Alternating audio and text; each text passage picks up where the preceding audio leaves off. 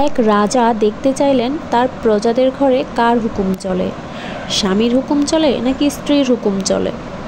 আর এইটা জানার জন্য রাজা একটি ঘোষণা দিলেন। তিনি বললেন, যাদের ঘরে বউয়ের কথা মানা হয় তারা রাজপ্রাসাদে এসে একটি করে কলা নিয়ে যাবে, আর যাদের ঘরে স্বামীর কথা চলে তারা প্রত্যেকে একটি করে ঘোড়া পাবে। তার পরদিনই রাজপ্রাসাদে একের পর এক সবাই এসে একটি করে কলা নিয়ে যেতে লাগলো। এভাবে করে সন্ধ্যা গড়িয়ে এলো, কিন্তু একজনও এলো না যে কিনা একটি ঘোড়া নিয়ে যাবে। রাজার মনে তো ভীষণ প্রশ্ন, সন্ধ্যা গড়িয়ে এলো, এখনও কি একজনও তাহলে পাওয়া যাবে না যার ঘরে কিনা স্বামীর কথা চলে। ঠিক এমন সময় একজন লম্বা চওড়া উঁচু স্বাস্থ্যবান ইয়া বড় গোঁফওয়ালা একটা মানুষ এসে রাজাকে বলল, আমার ঘরে আমার কথাই শেষ কথা, আমি যেটা বলি আমার ঘরে এর বাইরে কেউ এক কদমও ফেলতে পারে না। রাজা তো মহা খুশি, যাক অবশেষে একটা মানুষ পাওয়া গেল যেই ঘরে কিনা স্বামীর কথাই চলে।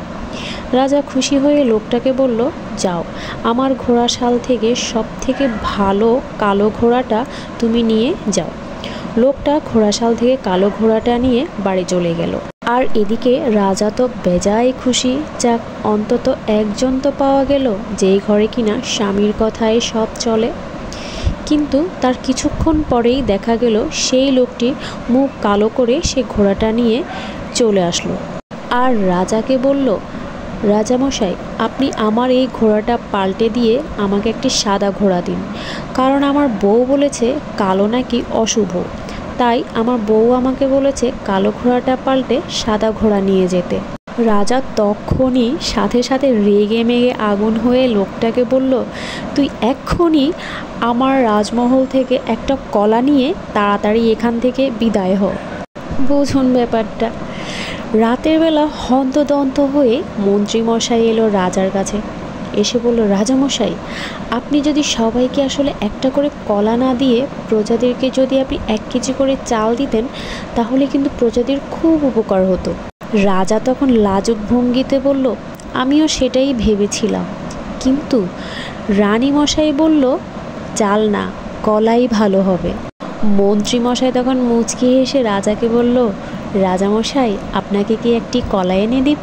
রাজামশাই তখন একটু রেগে গিয়ে মন্ত্রীমশাইকে বলল, সে কথা বাদ দাও, সে কথা থাক, তুমি আগামীকাল রাজসভায় এই প্রস্তাব না জানিয়ে এখন এত রাতে কেন হন্তদন্ত হয়ে এ কথা আমাকে বলতে এসেছো বলো।